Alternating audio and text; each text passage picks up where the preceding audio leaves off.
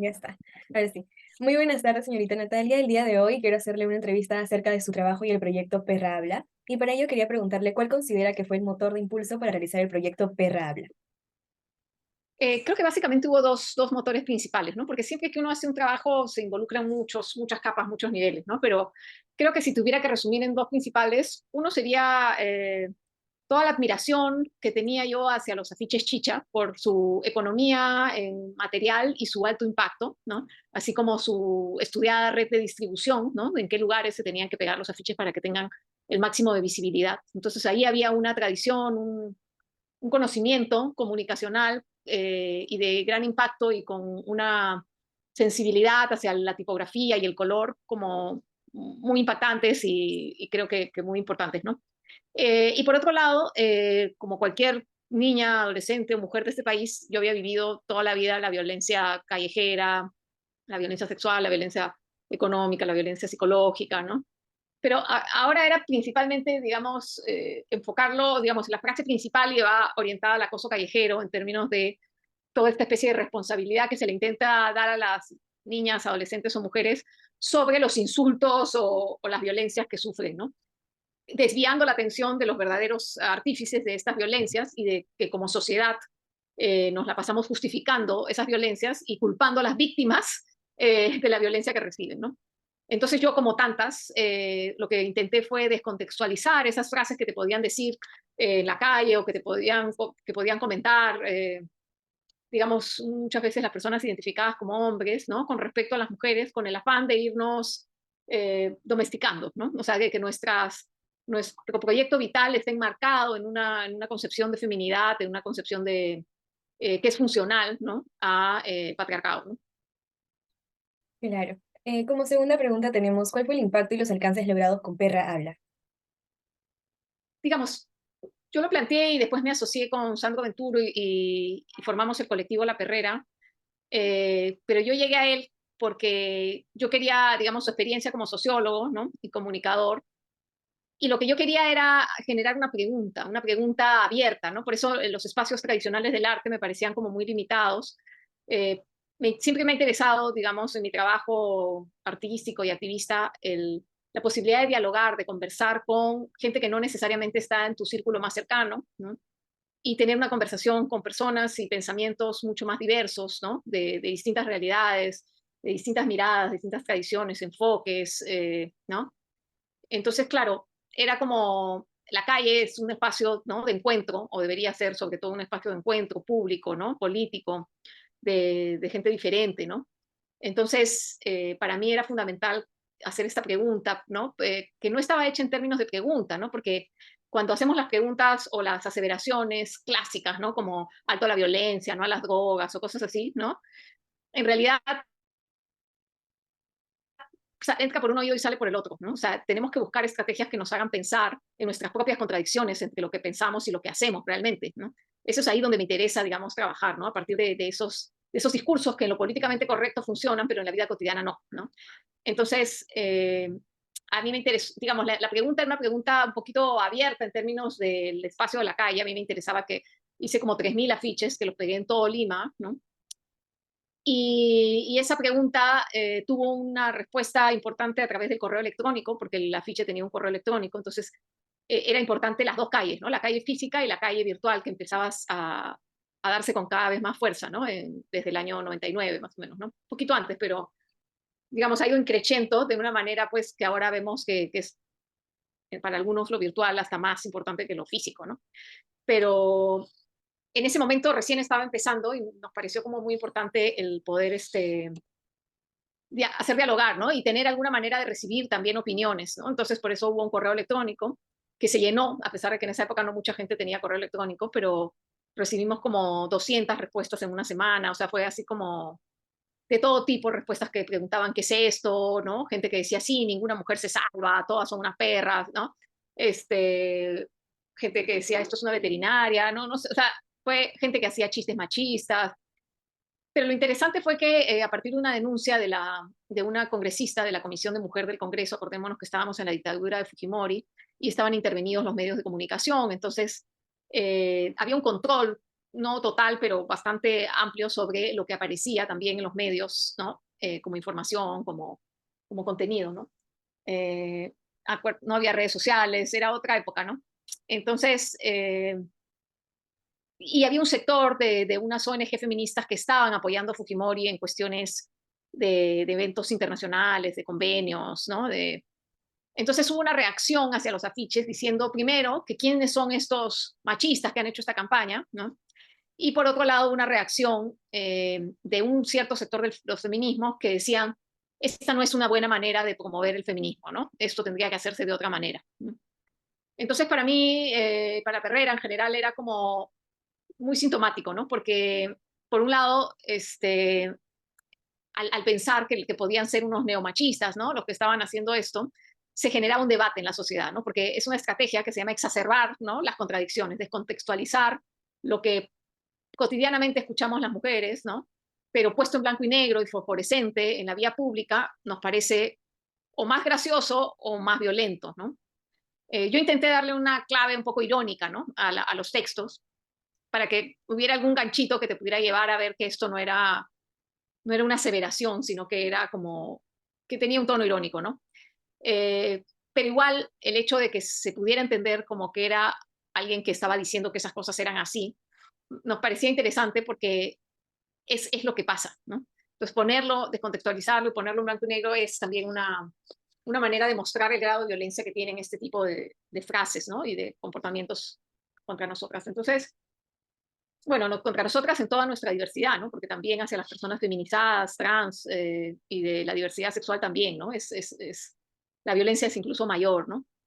Eh, sí, entonces, claro, a partir de esta denuncia se hace un evento mediático ya, ¿no? Venían los canales de televisión, nos intersectaban, entonces, claro, la pregunta que se estaba haciendo más a los transeúntes se volvió mediática y todo el mundo tuvo que ver, la presidenta del Congreso, la ministra de la Mujer, todo el mundo, ¿no? Tenía que decir algo en la televisión sobre este punto, ¿no?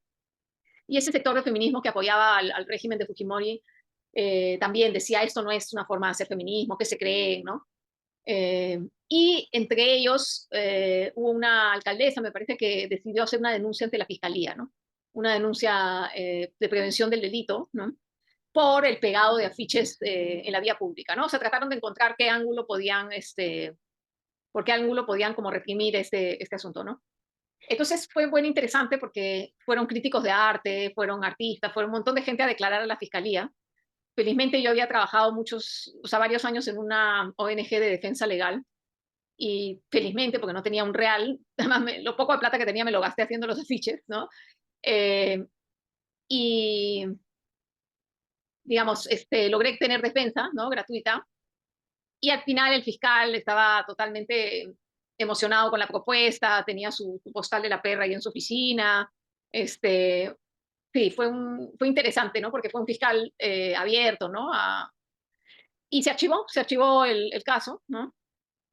Pero fue un momento de mucha tensión, ¿no? Porque que te hagan una investigación en una dictadura, tú no sabías en qué momento, pues, te podían usar de chivo expiatorio para algo más, ¿no? Entonces fue bien interesante porque después en la carrera estuvimos yendo a universidades, a institutos, un montón de gente quería conversar, a ONGs feministas, y trataban como de abrir sus mentes a que no todo se hace diciendo no a las drogas, ¿no? Sino, o para la violencia contra la mujer con una mano, ¿no? Y que a veces hay que confrontar un poco, ¿no? Esos sentidos comunes, ¿no? Y, y a veces sí, o sea, mucha gente en muchas casas, en muchos lugares, empezó a conversar de cosas que no se habían conversado antes, ¿no? Tienen derecho, no tienen derecho, sí, una mujer que sale en minifalda, puedes gritarle o no puedes gritarle. Yo sé de hasta parejas que se separaron porque el chico decía, sí, tienen razón, las chicas son una fea, y las chicas decían, Dios mío, ¿con qué monstruo estoy, no? O en todo caso servía para discusiones que pudieran enriquecer, ¿no? La mirada sobre estos temas, ¿no? Entonces fue una experiencia bien interesante y además, claro, después he trabajado otros proyectos también en la calle, ya no en la perrera, sino individualmente, pero cada uno con características distintas y al mismo tiempo como son trabajos que les llaman esculturas sociales, porque la obra no es el afiche o la obra no son digamos, los paneles, las infografías que se hicieron para contar, digamos, para mostrar las fotos del afiche en la calle o las respuestas de los mails, ¿no? Sino que la obra son todas esas conversaciones, esas discusiones, esas reacciones, ¿no?, que se daban frente al estímulo, ¿no? Claro, lo que trae consigo todo el impacto, ¿verdad? Y si traemos esta obra a la actualidad, ¿usted cree que tendría el mismo impacto o qué sería lo que vendría cambiando con estos años? Yo creo que desde el año 2015, más o menos, hay una nueva ola feminista, ¿no? Muy importante, muy masiva, de manifestaciones masivas, con uso de redes sociales, con mucho intercambio internacional, ¿no?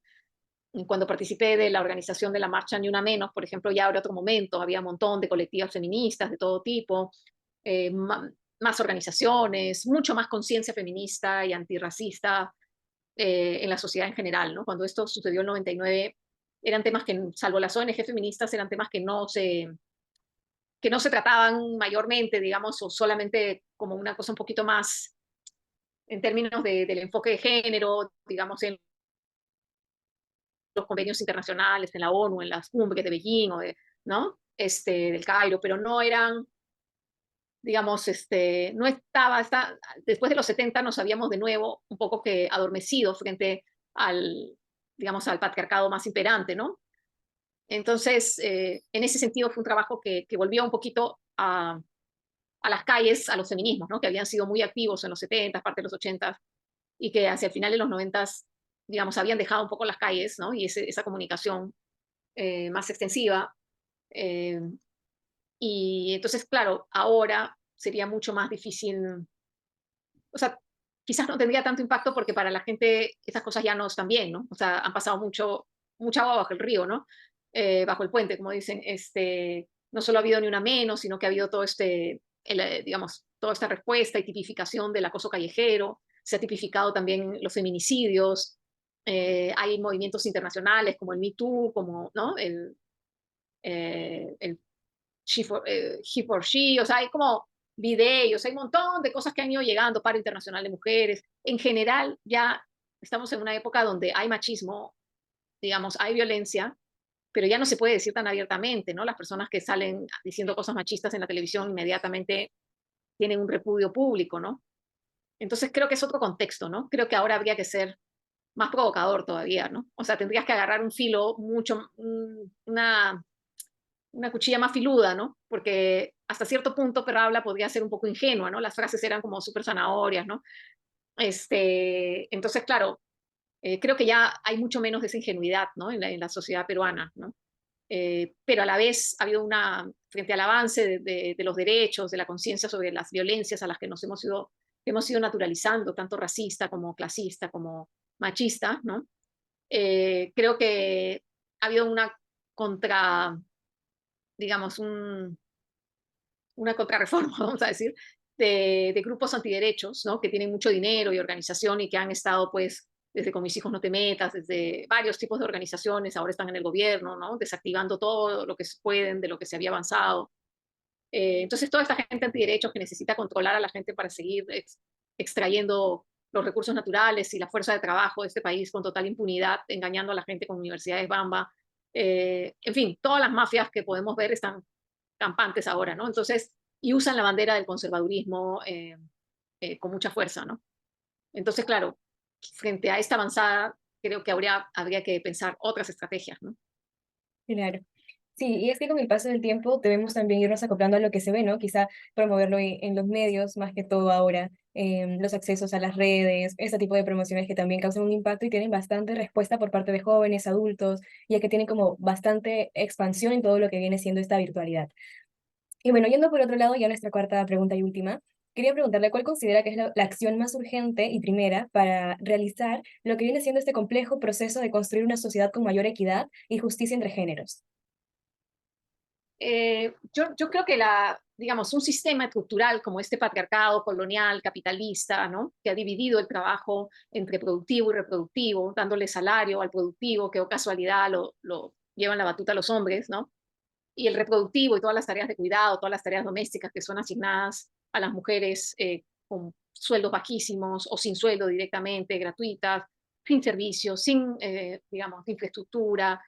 Digamos, las personas que cuidan, tanto niñas, niñes, niños, adultos mayores, personas con discapacidad, personas enfermas, generalmente no reciben ninguna retribución. Son personas que están vulnerabilizadas en sus derechos, no tienen seguro, no tienen jubilación, ¿no? Entonces, cuanto más cuida una persona en esta sociedad, más pobre es, ¿no? Entonces, frente a esa, eh, frente a esa realidad, digamos, creo que además de la violencia, ¿no? Además de someter, digamos, a las personas con útero a las reglas de la reproducción que han hecho los hombres, ¿no? Frente a un sistema de justicia que no valora la palabra de la víctima como una prueba. Todo el sistema, ¿no? Está, por eso es estructural, ¿no? Está armado de tal manera que las mujeres nos quedan mucho menos opciones, ¿no? Y tenemos una sobrecarga de trabajo, ¿no? Y que también el racismo hace que se justifiquen, como en esta coyuntura política, las muertes de personas en asesinatos extrajudiciales, ¿no? Y el país pueda seguir con una presidenta que ha validado esos asesinatos, ¿no? Entonces creo que estamos en un momento muy, muy, muy dramático y creo que no se puede pensar que esta violencia estructural, ¿no? Patriarcal, capitalista y colonial, eh, tiene una sola estrategia para desarmarse. O sea, es como una cosa tan grande, tan sólida que se ha ido gestando durante siglos, ¿no? Con mucho más fuerza desde la conquista española, por supuesto, pero que yo creo que hay que trabajar, digamos, hay que desarmar esta edificación desde diferentes ángulos, ¿no?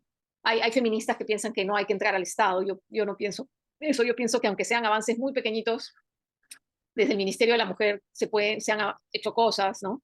Desde la academia también se han hecho cosas, con los estudios de género, desde el activismo se han hecho muchísimas cosas, en alianza con sectores de la clase trabajadora y de las luchas antirracistas también se han logrado muchas cosas. Creo que cada persona desde donde está, con su propia vida, en su propio hogar, en su propia centro laboral, tiene mucho que cambiar. Entonces, yo creo que no hay una acción. O sea, estamos frente a un escenario tan complejo y tan, digamos, estructurado que tenemos que hacer muchas acciones, digamos, ¿no? Desde todos lados, desde uno mismo, socialmente, políticamente, culturalmente, que no creo que yo te podría decir de una, ¿no? Una acción, ¿no? Una iniciativa, ¿no? Pero sí creo que una cosa fundamental, y como dice Silvia Federici, una raíz del problema, es el hecho de que unas vidas valgan más que otras, que el trabajo de algunos valga más que otros, ¿no?